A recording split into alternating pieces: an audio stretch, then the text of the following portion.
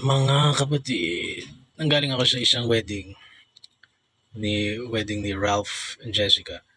Ralph is the friend of my partner and Jessica yung napangasawa niya. And I was invited and dinalohan ko. It's very beautiful, it's very simple, and alam nyo, ang gusto kong i-share, it's very solemn in a sense na malalapit lang sa kanila yung nandoon.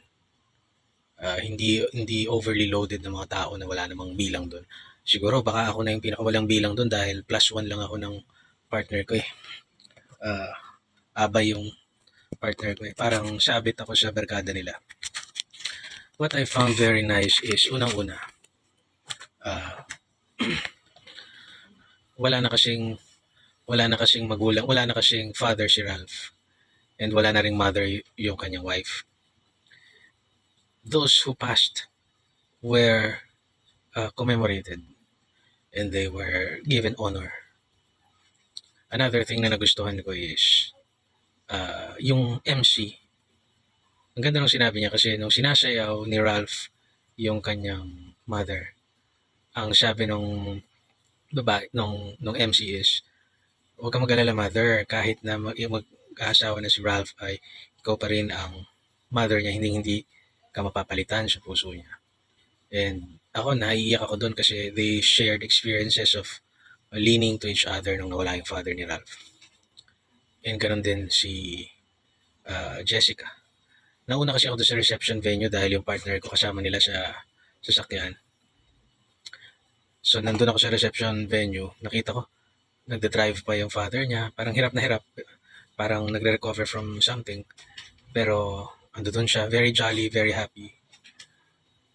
Wala ako nakitang inggitan, wala ako nakitang agaw eksena, lahat nakikisaya, lahat happy, lahat celebrating, at lahat naririnig ko may mga relatives, yung girl na, ay, hatid ko pa kasi sila sa ganito, ako yung inarkil ako yung sasakyan. They were able to contribute doon sa mag-asawa, doon sa wedding ng mag-asawa. Hindi sila nagpabigat, hindi sila, lahat doon seems to be very,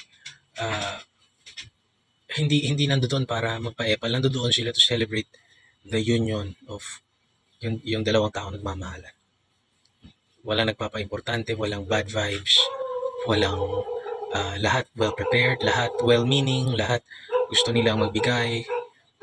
Even my partner ay nagbigay siya ng, sa aking opinion, ay malaki-laking halaga sapagkat ang dami naman daw tulong sa kanya ni Ralph noon, especially pag nire-recruit siya sa mas magandang job opportunities.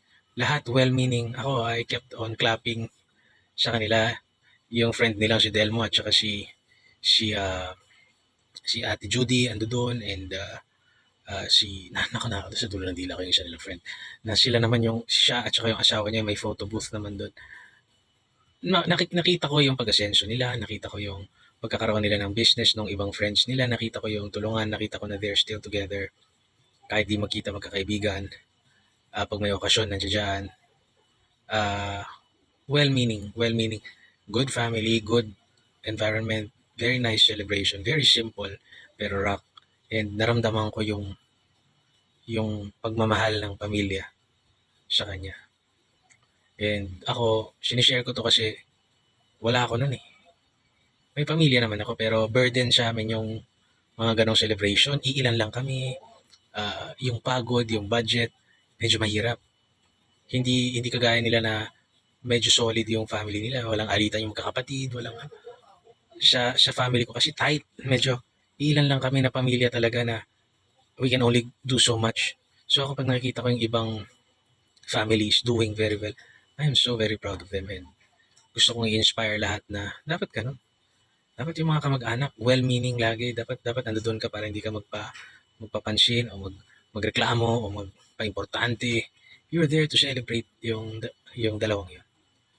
So, God bless sa kanilang dalawa at saka sa lahat ng mga kinakasal, lahat ng mga nagsasama. Tama yung MC.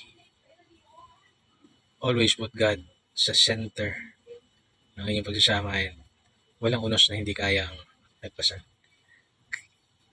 Excuse me po. God bless.